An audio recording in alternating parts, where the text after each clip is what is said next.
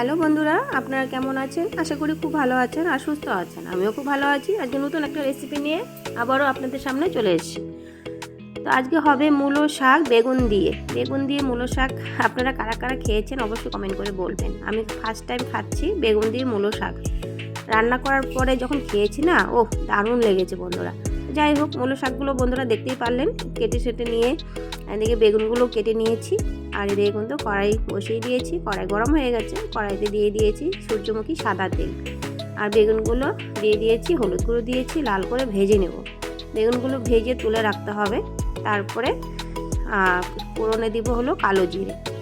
তো বন্ধুরা পুরো রেসিপিটা সঙ্গে থেকে দেখুন, আশা করি খুব ভালো লাগবে। আর ভালো লাগলে একটা করে লাইক দিয়ে দেবেন। আর নতুন বন্ধুরা যারা আছেন তারা সাবস্ক্রাইব করে পাশে থাকবেন। তো বন্ধুরা বেগুন ভাজা তুলে নিয়েছি, কালো জিরে দিয়ে দিয়েছি, আর দিয়ে দিব কাঁচা লঙ্কা আর রসুন।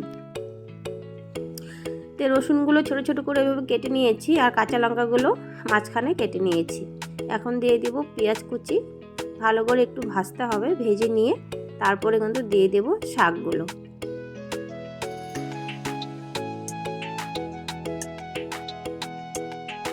তো বন্ধুরা ভাজা হয়ে গেছে, বেশি লাল করে নিই, আবার পুড়ে যাবে, ভালো লাগবে না।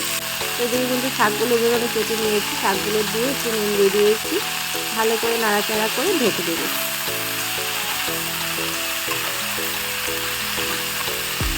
এই দেখুন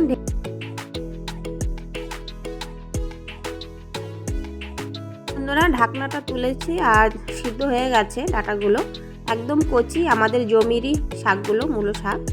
আর এখন কিন্তু আমি বেগুন ভাজাগুলো দিয়ে দিব, ভালো করে নাড়াচাড়া করব।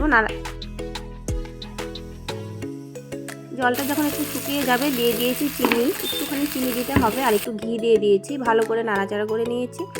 চিনিটা একটু দিতেই হবে, না দিলে ভালো লাগবে না, যেহেতু মূলো শাক একটু দিতে তো হয়, এই জন্য একটু চিনি দিলে ভালো লাগে, মিষ্টি মিষ্টি লাগে। তো বন্ধুরা একদম রেডি, বেগুন দিয়ে মূলো শাকের রেসিপি একদম রেডি। তো বন্ধুরা আজকের মতো এখানেই, নতুন নতুন রান্নার রেসিপি আপনাদের সামনে আসার চেষ্টা করব আশা করি। তো বন্ধুরা টাটা, বাই বাই।